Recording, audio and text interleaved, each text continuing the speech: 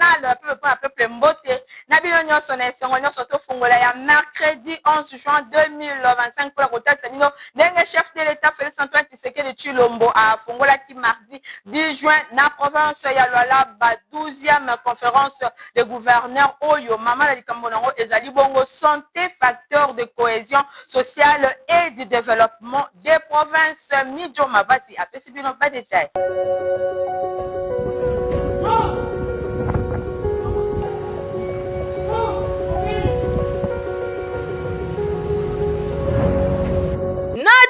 Jour ya mission na itinérance na province ya Lualaba, chef de l'état Félix Antoine Tshisekedi Tshilombo a fongolaki mardi 10 juin 2025 12e conférence de gouverneurs de province kuna na village de congrès na Kolwezi. Na discours na ye boye bake chef de l'état alobaki boye ensemble redonnons à chaque Congolais la dignité d'un accès équitable aux soins. Ensemble bâtissons de provinces fortes, solidaires et prospères. Bosengeli koyeba ke conférence ya ba gouverneur oyo yango esalemaka na cadre ya concertation régulière entre ba province pe pouvoir exécutif national. Conférence de gouverneurs esangisaka ba gouverneur ba vice gouverneur ya ba 26 provinces, ba président ya ba assemblée provinciale, ba ministre sectoriel pe ba expert ya ba institution nyonso esalemaka autour ya chef de l'État.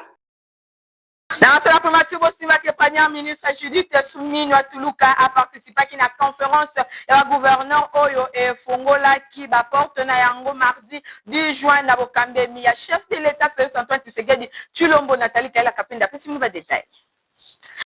Conférence ya ba gouverneur et Fongola qui va porter na yango mardi 10 juin 2025 na présidence ya chef de l'état Félix Antoine Tshisekedi Tshilombo na village de congrès premier ministre oyo azali vice-président ya Milulu ba membre ya gouvernement na ye président ya sénat ba sénateur pe ba éli nationaux elongo na ba éli provinciaux pe ba personnalité ya ndenge na ndenge elongo na ba expert ya ndenge mosusu ba participaki na cérémonie d'ouverture ya rencontre oyo ezali bongo na thème ya santé lokola facteur ya cohésion sociale pe ya développement durable ya ba province na adresse na ye na circonstance chef de l'état Félix Antoine Tshisekedi Tshilombo alobaki ba assise oyo ezali komema bongo couverture ya santé universelle pe lisusu ko réduire ba tension sociale ezali temps pour na santé etika kozala lokola eloko moko ba bengi privilège oyo ezali réservé kaka na batu moko boye esengeli ezala droit moko garanti pona ba congolais nyonso pona oyo etali ba préoccupation ya 26 provinces oyo ezali lié na insécurité caisse nationale ya péréquation etali si retard ezalaki observé na pays to na rétrocession premier ministre na qualité na ya vice-présidente ya conférence ya ba gouverneur a répondaki de manière synthétique na ensemble ba préoccupation nyonso ezalaki soulevé na ba état de lié ba province nyonso oyo ezali regroupé na ba zone géographique état de lié ba province oyo euti kozala présenté ezali kotalisa ke province moko na moko aza na ba défi ya ndenge na ye premier ministre alobi esengeli te azongela lisusu makambo etali oyo nyonso ezali manipulation oyo bazali kolobela pona oyo etali bilenge pe ingérence ba personnalité mosusu ba bengami ba autorité morale nyonso wana ezali ko compromettre stabilité ya gouvernance esengeli ko trouver solution ndenge chef ya gouvernement atalisaki a rappelaki pe nécessité ya ko aligner plan de développement provincial pe ba projet et investissement na ba différents outils ya programmation pour na politique moko ezala ndenge ya malamu pona oyo etali tope ezali essentiel na ngambo mosusu vice-présidente ya conférence atalisi ke esengeli ko renforcer gouvernance ya ba province pe administration territoriale ba créer administration moko publique provinciale grâce na ba outils juridiques oyo eko permettre bango ba yeba na ko atteindre l'objectif. Premier ministre Judith Suminwa alobeli partenariat oyo eko traduire collaboration moko renforcée pe communication oyo eko zala concertée na ngambo mosusu na discours inaugural na ye chef de l'état Félix Antoine Tshisekedi Tshilombo asengi na bato nyonso ba repenser rôle ya couverture ya santé universelle pe lisusu réduction ya ba tension sociale pe promotion ya inclusion mingi penza ko améliorer accès na ba soins de santé pe ko diminuer inégalité na tina wana misala oyo ya 9 panel bango bako aborder kobanda mokolo ya mercredi ba thème ya vaccination, nutrition, planification familiale pe innovation na financement ya système ya santé na koluka ko capitaliser expérience ya médecine communautaire. Bosimba ke pour na première journée oyo 3 gouverneurs ya ba province bango ba se distingaki na vaccination ya population na bango bazwaki bongo na maboko ya chef de l'état ba diplôme de mérite pour na performance na bango oyo ezalaki apprécié et pa ya ministre national ya santé publique hygiène pe prévention. Na masolo ya chambre basse ya parlement bosimba ke ba député nationaux ba examinaki 8 projets de loi ya ratification oyo ezalaki porté et pa ya ministre ya ba finance Doudou Fwamba Likunde oyo ezalaki na plénière ya mardi 10 juin bolanda bataille elongo na hérité Mapidemi. Ba député nationaux examinaki 8 projets de loi ya ratification oyo ezalaki porté et pa ya ministre ya finance Doudou Roussel Fwamba Likunde Libotai ezalaki na séance plénière ya mardi 10 juin 2025. Ezali bongo projet ya loi oyo ezali autoriser ratification ya accord ya crédit numéro 7801 bar ZR ya crédit A P ya 7800 bar ZR ya crédit B ya le 28 mai 2025 où ils allaient conclure entre RDC et Longona Association internationale ya développement na titre ya premier appui budgétaire ya gouvernance pe ya transparence ya résilience économique ya République démocratique du Congo na montant ya 600 millions de dollars américains. Projet à loi oyo ezali autorisé ratification ya accord ya près 7803 bar ZR ya le 28 mai 2025 conclu entre RDC na Association internationale ya développement na titre ya projet ya résilience contre la inondation urbaine boye na montant à 200 millions de dollars américains. Projet à loi où ils allaient autoriser ratification ya accord ya crédit 7816 bar ZR ya accord ya crédit B numéro 7815 bar ZR ya le 4 juin 2025 conclu entre RDC na Association internationale ya développement na titre ya financement pe ya projet ya développement INGA 3 boye na tina wana phase 1 ya approche ya programme ya phase ya multiple na montant à 250 millions de dollars américains.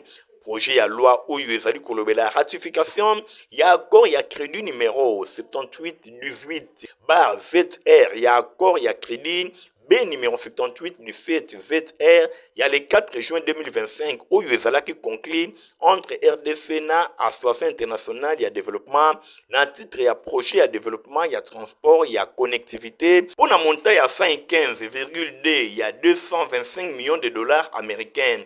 Projet ya loi où ils allaient collaborer la ratification ya convention ya crédit il y a le 14 mars 2025 entre RDC na agence française ya développement na titre ya financement ya projet ya appui ya transformation numérique ya RDC. Projet ya loi ya ratification ya convention ya crédit ya le 14 mars 2025 entre RDC na agence française ya développement na titre ya financement ya projet ville durable Boma pe le sous projet oyo ezali kolobela ratification ya accord ya crédit boye ya le 25 novembre 2024 entre RDC et Longona Association ya développement na titre ya financement ya projet ya transformation numérique na cadre ya numérisation inclusif ya Est-Sud ya Afrique. Après qu'on présentait économie à 8 projets oyo, ministre ya finance a rassuré ki ba député na volonté manifestée ya gouvernement ya RDC kokota tokota mise en œuvre ya 2 cycles ya réforme oyo et tindami pona ko renforcer gouvernance publique ko améliorer transparence pe ko tombola investissement privé pe ko tombola transition énergétique débat général et salemaki autour ya ba projet ya loi oyo nyonso wana elekaki na bokambimi ya président ya Assemblée nationale professeur Vital Kamerhe oyo akumisaki ba effort oyo gouvernement a fournisaki pour la prise en compte ba préoccupation nyonso ya population ya RDC. Après débat pe ba réponse ba préoccupation nyonso ba élus nationaux et pas ya ministre ya finance 8 projets oyo ezalaki adopté et pas ya plénière. Dans cela, c'est niveau secrétariat exécutif l'exécutif provincial ya CENI Lualaba bazui désormais siège administratif moderne ya boyeba ke cérémonie ya inauguration oyo ezalaki présidé et pas inayemoko chef de l'État Félix Antoine Tshisekedi Tshilombo Stéphanas Kande azalaki kuna na compte info Lingala. Secrétariat exécutif provincial ya commission électorale nationale indépendance CENI na Mokuse na province ya Lualaba bazali ko disposer désormais na siège na bango ya sika siège moko moderne pe fonctionnel. Cérémonie ya inauguration oyo ezalaki présidé et pas ya chef de l'État Félix Antoine Tshisekedi Tshilombo oyo a procédaki na coupure ya ruban symbolique na présence ya président ya CENI Denis Kadima Kazadi boye questeur adjointe madame Sylvie Birembano na gouverneur ya Lualaba madame Fifi Masuka Saini pe ba membre ebele ya gouvernement central pe provincial elongo na ba personnalité ya ndenge na ndenge kino tango oyo secrétariat provincial babande ko fonctionner na 5 petits bureaux moko ezalaki partagé na 4 ya bâtiment oyo ezalaki ya entreprise publique na ba condition moko ya malonga te ba service ezalaki dispersé ba entrepôt ya logistique ezalaki bongo éloigné location oyo ezalaki bongo ya ba salle ya formation bosimba ke centralisation ya ba service nyonso électoraux ezali bongo na esika moko rapprochement ya ba entrepôt électoral pe ba bureau oyo pona logistique moko efficace boye salle polyvalente oyo ya munene ekoyamba ba formation pe ba campagne ya sensibilisation ba échange ya ndenge na ndenge ekosalema pona ba partie prenante na maloba na ye numéro 1 ya CENI akumisi projet oyo ezali juste moko ya makasi ya gouvernement provincial ya Lualaba oyo ezali bongo financé pona kotonga bâtiment oyo ezali kotalisa attachement na bango. Président Denis Kadima a rappelé que démocratie ezali acquis définitivement te yango ezali kotongama mokolo na mokolo. Président CENI azongela ke lisusu caractère exemplaire ya l'élection générale ya le 20 décembre 2023 pe ba scrutin oyo ezalaki organisé na Masimanimba yakoma yango italisi ba pilier moko ya makasi pona processus transparence ya publication ba résultats inclusivité climat moko apaisé na ngambu na ye gouverneur Fifi Masuka Saini akumisi urgence oyo motivé pona réalisation alobi depuis installation na Kolwezi ya antenne locale ya centrale électorale bazalaki na ba lokomoko na location ezali bongo eloko moko ya malonga ezali ko favoriser ba opération électorale boyina tina wana CENI ezali bongo mise en demeure pona oyo ezalaki exposé to bazalaki exposé na déguerpissement bosimba ke impasse oyo gouvernement provincial a s'engagé pour na répondre positivement na besoin oyo etalisamaki na institution babengi CENI pour na ko permettre ye ayeba na kosala mosala na ndenge ya malonga pe ayeba na kosalela mission na ye ndenge elongo bani ezali bongo rôle epesameli ye ndenge gouverneur Fifi Masuka asukisaki. Vice-premier ministre, premier ministre, il y a économie nationale, professeur Daniel Mukoko Samba Alansaki, formation, il y a agent, il y a ministère, il y a économie nationale pour renforcer la capacité na bango na domaine, il y a contrôle économique. Fabrice Lundombi, après 6 minutes de détail. Bazali au total 304 pe ba agent et longo ba fonctionnaire ya ministère ya économie nationale ba côté désormais na école du savoir pour na renforcer ba capacité na bango na domaine ya contrôle économique oyo eko permettre bango ba remplir efficacement ba mission oyo et pesameli bango et pa ya mobeko. Compte tenu ya ampleur ya session ya formation oyo vice-premier ministre et ministre ya économie nationale professeur Dr Daniel Mukoko Samba a se déplacé kiyemoko en personne pour na ko lancer ba hostilité pe ko tala ndenge ni formation et ko tambola pendant 10 jours. Donc première vague et ko banda le 9 kino le 13 juin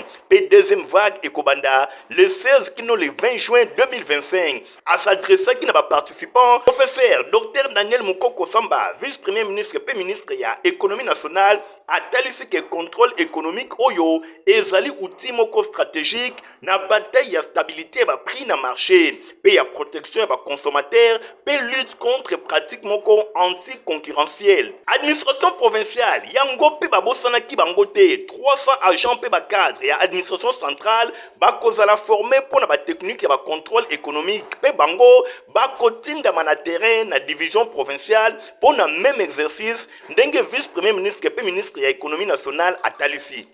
parce que c'est par la libre concurrence que les consommateurs peuvent tirer profit du meilleur prix, meilleure qualité des biens mis en consommation. Chaque fois que je vais en province, je suis en contact avec les agents des divisions provinciales. Nous avons déjà entrepris un certain nombre d'actions pour améliorer les conditions de travail dans les divisions provinciales. Mais en plus de ces efforts-là, il ne faut pas oublier que les personnes qui vont être formées ici seront aussi des formateurs parce que les missions de contrôle, elles se déploient sur l'ensemble du territoire national. Et donc quand ils vont aller en mission de contrôle, ils pourront également faire bénéficier les agents de division provinciale de ce qu'ils auront appris pendant cette séance de formation. Namaloba Naye, secrétaire général du ministère ya économie nationale, akumisaki ba effort oyo ezali kosalema et pas ya ministre oyo alingi bongo ba mission ba contrôle économique oyo et comme instrument moko ya régulation ya ba abi. Natina wana esengeli bosimbake nyonso ekobanda kosalama une fois na mvula selon législation ndenge ezali kotalisa. Commissaire supérieur adjoint Jean-Pierre Tchomba Moulenda ya Jemi kuna na de bonhomme azako kita ye moko na terrain pour na ko réguler circulation héritier mapindemi iga ontingi ba pesi bino ba détail. Commissaire supérieur adjoint Tchomba Moulenda Jean-Pierre ye azali ko vanda lisusu na biroté chaque jour azana terrain pour na ko réguler circulation na domaine oyo epesamelié pe ko sala assainissement lokola commandant ya deuxième escadron anti-émeute kuna na de bonhomme boye mercredi 11 juin 2025 boye commandant Tchomba Moulenda Jean-Pierre akitaki lisusu na terrain na quartier de bonhomme na ngambu ya commune ya Matete pe na ngambu ya commune ya Limete pona kosala assainissement alongola ki bateki nyonso bazali koteka na voie publique sans ko respecter ordre awa pe a réguler que circulation na ndenge ya kosakana te mituka nyonso e respectaki ba arrêt pe ba parking na bango na quartier de bonhomme pe na commune ya Limete awa population a sepelaki makasi komona major Jean-Pierre Tchomba Moulenda yemoko azali ko veiller au grain. Vraiment cette félicitation. Tous les cas, pas libérés après ça. Oui, tango ba reporter ya Info Lingala, journal ya peuple, ba surprenaki major Tchomba Moulenda Jean-Pierre na terrain, boyo kandenge a pesaki d'explication. Soit parce que ndenge siko ezala kiawa, il fallait quand même qu'on mette de l'ordre. Sur le souci à commissaire provincial Yemoko, il a insisté à ce que d'autres déplacés ma parking, Ali Koyoka embouteillage pour permettre à paisible citoyen congolais de la Moussala à temps sans que pas à l'empêcher de l'embouteillage. Commandant ya police ya circulation routière kuna na de bonhomme azali ko sepela makasi na ba descente ya major Jean-Pierre Tchomba Moulenda na terrain. Na remercier commissaire supérieur adjoint Tchomba na Moussala zo sala sungula mi nesiko. Donc on a commis moi refoulé circulation comme fluide parce que y a pas quitté la terrain là chaque matin on a quand ndege sali espace par rapport à ndege sali liboso vraiment collaboration ça ya kitoko makasi Mosale ya major Jean-Pierre Tchomba Moulenda na terrain ezali ko impressionner batu na ndenge ya kosakana te pamba te depuis azali kosala ba descente na ye etie kimia pe ordre na ndenge ya kosakana te boyende ezalaka tosengi na bourgmestre ya commune ya Matete pe bourgmestre ya commune ya Limete esengeli batia ba moyen pour na ko soutenir commissaire supérieur adjoint Tchomba Moulenda Jean-Pierre na ba initiative nyonso oyo azali kosala po ordre ezonga makasi na voie publique boyendenge ezali dégager pe ba parking nyonso ezali respecter ezali eloko moko ya malamu. Sécurité ezakokoma na commune ya Kimbantseke précisément na Wende ya Ngandu bona na ba détail oyo topesi bino. Na commune ya Kimbantseke précisément na direction ya Wende ya Ngandu tinel oyo bozali komona yango et permetaka population ya Kimbantseke pona kolekana pamba te balingaka yango kasi ya mawa pe pasi ezali ke na passage ya population oyo agresseur to pe bakuluna oyo babatama kuna bakomi kobotola to pe kozwa biloko ya bato koyiba pe kosala makambo ya ndenge na ndenge population azali na regret makasi ti sikoyo makambo oyo ya mabe esili nanu te yango wana na passage ya reporter ya Info Lingala journal ya peuple pona peuple bazangaki maloba te pona kotalisa mawa pe pasi na bango na likambo oyo ya agression to pe ya kimoyibi na tinel oyo zwami na direction ya Wenzangandu na commune ya Kimbateke. Population ya Kimbateke na direction ya Wenzangandu basengi na bakonza mboka ba renforcer sécurité na coin oyo. Na vie province ya Kinshasa pona kobima en tout cas eza problème makasi pamba te population bazako nyokwa makasi na likambo etali os ya ba prix ya transport en commun bolanda reportage oyo mijo mabasi asaleli bi. Prix ya transport na ville ya Kinshasa ezali vraiment mobulu pamba te moto na moto afixaka prix oyo ya lingi na moto kanaye ebongo commune na commune ezali na prix ya transport na yango kutu ya kokamo ezali soki mbula ebeti okoyoka prix emati kutu population amesana na rythme oyo toyebi te soki nani nde apesaka bango autorisation po na kochanger ba prix yango kasi ezali même ka na avenue Mathias ti na rond-point Victoire ti sikoyo prix ezali koyebana te po na transport population azali komitungisa po na likambo oyo ya ba prix ya transport motuna etunami vraiment soki ba agent ya circulation routière bayebaka makambo to pe bayebaka te pour na ba prix oyo ya transport en commun oyo ezali kopesa mobulu na ville ya Kinshasa to sengi na bakonza mboka batalela biso likambo ya ba oso ya prix ya transport pe bayeba ko fixer montant moko exact pour na ba transport en commun. On mesure très bien.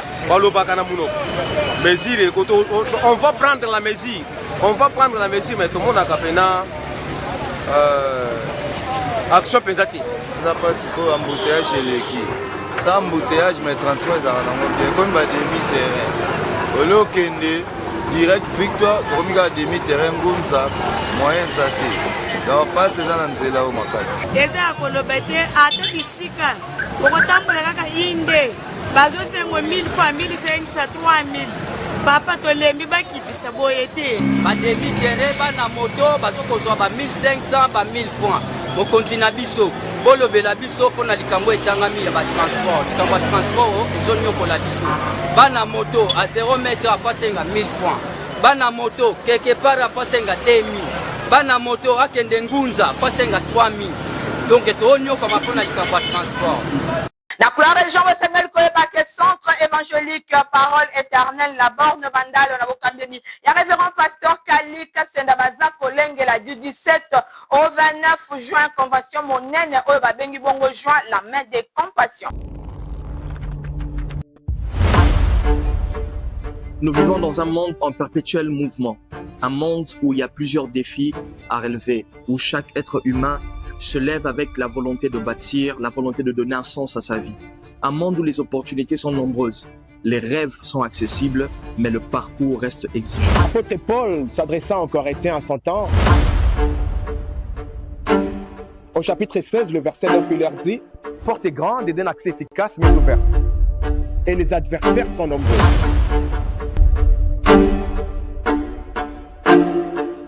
Pourquoi les obstacles? Pourquoi les difficultés? Pourquoi l'adversité bien que la porte soit ouverte au-devant de nous? Que faire face à toutes ces réalités pour posséder sa porte? Raison pour laquelle nous vous invitons à ce grand programme Joindre la main des compassions, qui se tiendra du 17 juin au 29 juin ici à la Parole Éternelle Bandaloua, extension de la bande. Alors hâtez-vous. Et comme orateur, nous avons le pasteur Ghislain Lumpoukou de la Belgique, le pasteur Bernard Fouamba de Lubumbashi, l'apôtre Roland Dalo de Kinshasa et le pasteur Kanika Sendalumpungu, pasteur du centre évangélique La Parole Éternelle. Nous sommes sur l'avenue Kisangani 5213, référence virage à Solongo. Que Dieu vous bénisse et bienvenue à tous.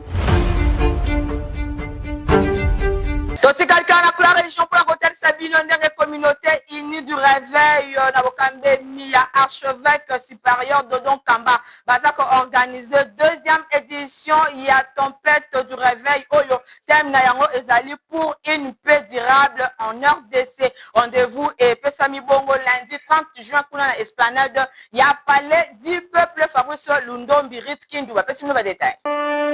Ngonge kokie tango ifweni batata ba mama yoka deuxième édition ya trompette du réveil yango ye kokie bo simba malamu communauté unie du réveil cure na mokuse en collaboration na ba église ya ville province ya Kinshasa bazako organiser mo bange na rassemblement de prière oyo babengi yango deuxième édition trompette du réveil banana nzambe ya année 2025 oyo ezali nde ya koyinda mabe potem na yango ezali pour une paix durable en République démocratique du Congo.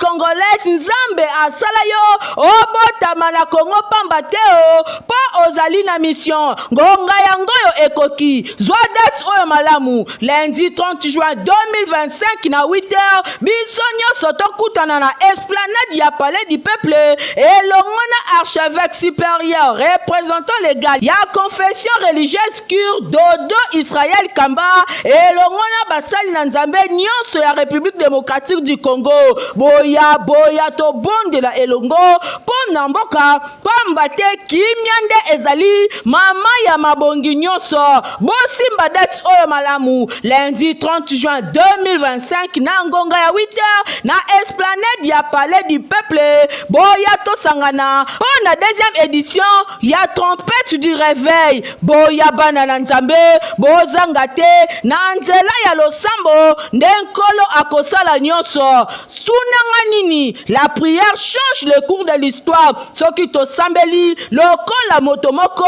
nyonso ya mikakatano ya mbindo ya mbilinga oyo eza kotungisa mboka ekokatana kaka na nzela ya losambo yoka malamu archevêque supérieur représentant légal ya confession religieuse cure na mokuse Dodo Israël Kamba na basali na nzambe nyonso ya RDC bakosangana pona kobondela pona ekolo elongo na yo congolais nyonso boya mate ya kafukafu ekozala ebongo adoration na louange pe ezali au rendez-vous. Motiva pesa potopota qualité qui peut acheter za mukolo to mo la biyo so sengeli komela yango. Protivap encore et toujours. Oyo mama bituna tuna aye bakate tirero apesa mwana ye bire. Ebe na santé kitoko boye. Olesaka ye nini? Aliaka Protivap. Soka ba mama nyonso batimbe ya Protivap potopoto kitoko pona ba bébé pro. Mama ye, soma ye. Mwana na ngai depuis abanda kolia akoli boye. Aliaka kaka Protivap. Protivap. Protéine, vitamine, énergie. Azama yele na classe abelaka te alimbaka te.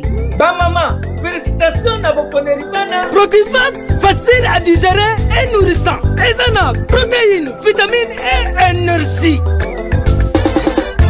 Hey, bébé na yo kitoko ninyo esaka. Ba ba inga kango, santé kitoko nzoto makasi. Matemi disa, mama de samana. Sukana mbimbi, oyo sukana mbimbi. Wakusa. Protivap, pour bébé pro. Produit par Chris SARL. Tozana communiqué écologique à bola na lecture nango. Protivap encore et toujours. Oyo mama bituna tuna aye bakate tirero apesa mwana ye bire. Ebe na santé kitoko boye. Olesaka ye nini? Aliaka Protivap. Soka ba mama nyonso batimbe ya Protivap potopoto kitoko pona ba bébé pro. Mama ye, soma ye. Mwana na ngai depuis abanda kolia akoli boye. Aliaka kaka Protivap. Protivap, protéine, vitamine, énergie. Azama yele na classe abelaka te alimbaka te. Ba maman, félicitations à vos connaissances. Protivap, facile à digérer et nourrissant. Ezana, protéines, vitamines et énergie.